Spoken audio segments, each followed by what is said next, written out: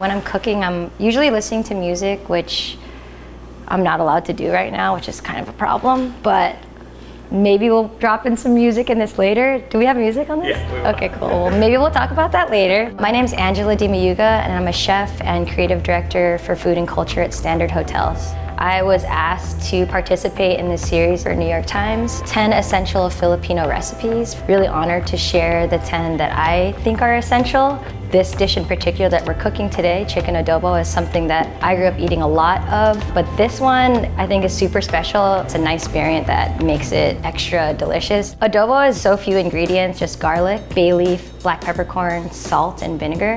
Everyone has their different proportions and also the different types of meat that you could use with it. I'm using 3 different coconut flavor to the dish: coconut oil, coconut vinegar, and coconut milk. When we're done braising it, I get really obsessed with the fact that it feels velvety, which is a texture that we find, I think, maybe more in like French food. It adds this like unctuousness to Filipino food that we don't always see. Even though they're just so few ingredients, it's kind of unlike anything else I've ever had. Again, this recipe is super simple. I have my own steps of how to build this recipe, but you just really throw all this stuff in a pot at the same time and let it roll. I have a couple steps that I like to do, so I'm gonna just show you what I do first. So the prep is really minimal here. It starts with about 15 cloves of garlic. Really, there's like not that much labor involved in this dish at all. I like to also keep the cloves just like crushed. It's pretty fun to bite into a really soft cooked garlic clove as well. 15 cloves might sound crazy, but again, there's only a few ingredients here, so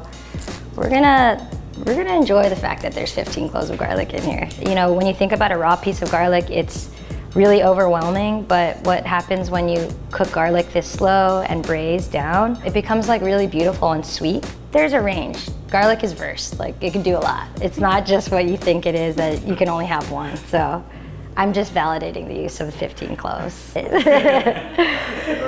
is verse. I know that the recipes that I grew up having are really, really special, and a lot of them come from my mom and grandmother. It's really just like from this bank of recipes that my mom has collected. She just had this really long document. I think it's like 40 or 60 pages of just recipes she loves. Not only her recipe, but my grandmother's recipe, one of my aunt's recipes, like Tita Baby's recipe. These are all flavors that I grew up eating, and then I could have my own memory of how I wanted to build these recipes, but also know that I can pull directly from a lineage of people that care so much about these dishes. Garlic is done. Did the 15 cloves. It took like 2 hours. We're gonna really have to speed this up. I like to use a Dutch oven because I like to have as much surface area as I can to just sear off the chicken a little bit to jumpstart the rendering process of the skin. Coconut milk, and so I just use unsweetened, full fat. We like the fat. That's what makes it velvety. Really low prep here. Pan's hot.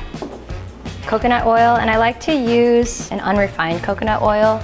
Give it a little swirl. I'm gonna add my whole black peppercorns, a bunch of coarsely ground chili flakes, toast that in the oil as well. And then add your chicken.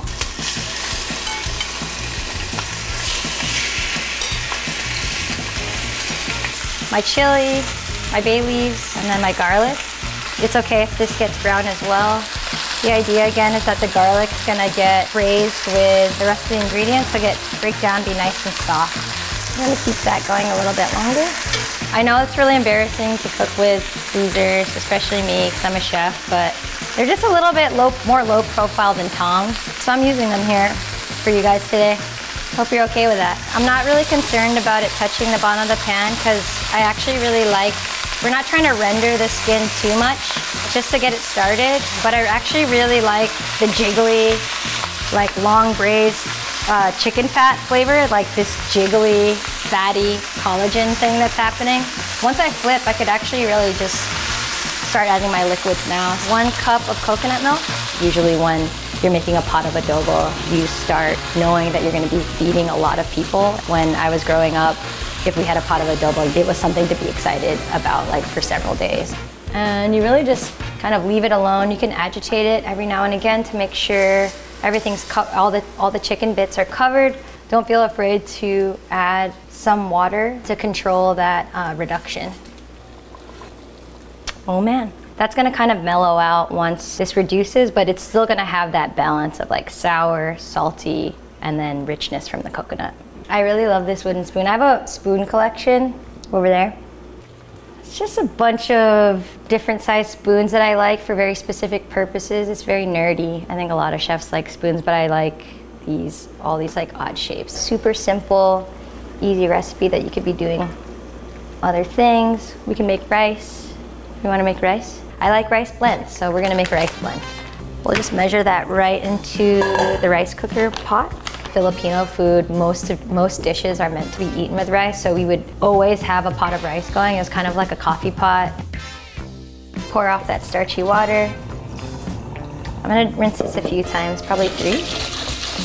And I've seen a lot of rice bags in my day, and sometimes you find weird things in there. Actually, the coolest thing I found in a 50-pound bag of rice was a $5 bill, just sitting on top of it. Oh, it was an American $5 bill. I was like, what's happening? I have it framed now.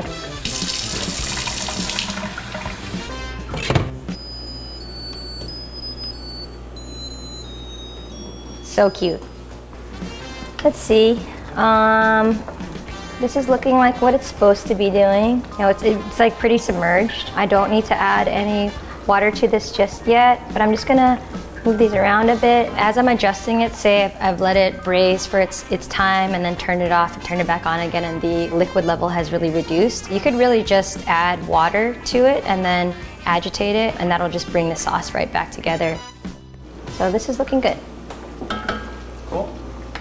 So we're well past our, hour mark. You're really just looking for this texture if you ever have to adjust. And normally what I do when I serve it to people, and this is the main entree, I just serve it directly over the rice.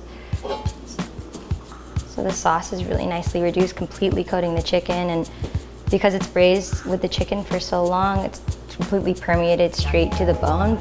And I like to serve it with a bay leaf, so they know that was in there. And then best part is the sauce here.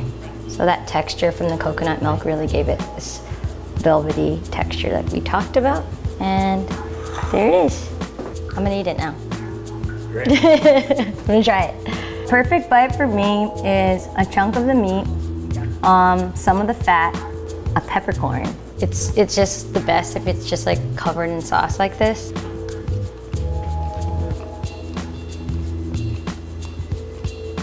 Doing what it's supposed to do. Tastes like my childhood.